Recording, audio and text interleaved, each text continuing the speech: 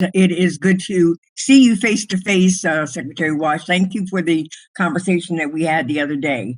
I have another hearing that I have to go to, and I had a million questions to ask. So I'm going to run through some stuff really quickly and then just kind of ask you, can we work on these things together? First of all, let me just say it's good to have a Secretary of Labor that believes in the importance of labor and unions. Among my priorities are federal jobs guarantee programs, guaranteed income, living wages, and eradicating discrimination in the workplace. I want us to always be focused on the fact that the minimum wage is a minimum wage, and for those individuals who work in those tip type jobs, that they deserve a minimum wage, and if their service is good enough that their customer gives them a tip, all well and good, because we're trying to build back better and stronger in our economy. I want to look forward to working with you. I'm very much concerned about the fact that, first of all, let me just say that I am encouraged by the president's government holistic approach to equity and opportunities, fairness and justice. And I just need to let you know that I've worked under those environments before, but at the end of the day, those who were minority communities and those who were women still got left out. And I want to make sure that when we build back better and bigger this time, that that's not the case. So I'm very interested in how your department will hold entities who are responsible for pre-apprenticeship programs, apprenticeship programs, training programs, and jobs programs, not only have high expectations and have the resources to do things, but how will they be held accountable by your department, whether or not it is to hold the state accountable or others, and what do you envision as potential consequences of not doing everything that you can to ensure that minorities and women are utilized in the workforce to the degree that they're available, because their workforce availability is crucial when we determine whether or not we're measuring those standards. I'm concerned about the elimination of discrimination. I am the sponsor of the Crown Act, which makes it illegal to discriminate against someone because of the way they wear their hair, particularly the sort of ethnic expressions that are manifested in their hairstyles. The Department of Labor has the Secretary of Labor is the actual enforcement agent for that law, and I hope that you'll be able to work with us on that.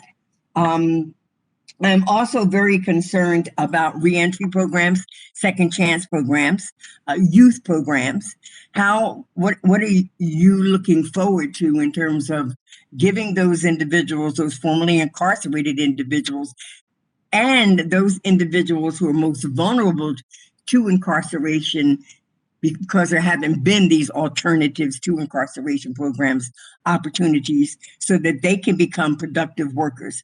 I think that when we look to make sure that we're holding up and protecting and ensuring opportunities from training to working happens for those who've been most underrepresented in the workforce, and that's minorities, Black and Latino in particular, and women, Black and Latino in particular, and even white women, then we're really building back bigger and better. And so I really am interested in just kind of how you see your role in supporting the states and the programs and holding them accountable to do what it is the president envisioned.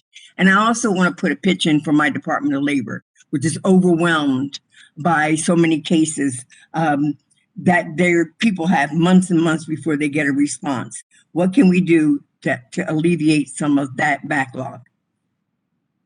Thank you, Congresswoman, for that. And there's a lot there, and everything you said, I've worked on or supported in my entire time. But I just want to kind of quickly say that we are 21 years into the 21st century. And the fact that we're still talking about the issues of racism, discrimination, inequality, inequity for our country, as the United States, is somewhat a very sad story. And all I can say is that we have an administration in Washington right now. We have a president in President Biden and a vice president and Vice President Harris that are not afraid to put these policies embedded in whether it's the rescue plan, the jobs plan, the families plan, or just talk about it on a daily basis. So I just want you to know you have my commitment, and I know the team that works with me every day that I've met in a very short period of time, both the career staff and the political staff. We have focused and dedicated the Department of Labor to tackle every single issue you brought up. And I could rattle off a whole bunch of things we've already done, but we will have other conversations. So I want to thank you for bringing it to the forefront today. Thank you. I look forward to working with you. And Mr. Secretary, the one thing I also would like to suggest is that we eliminate any discussion on non-traditional work environments for women, because I think that's an overused, outdated term. We can do just about anything other than the few biological things that only men can do. Thank you very much. Thank you, Congresswoman.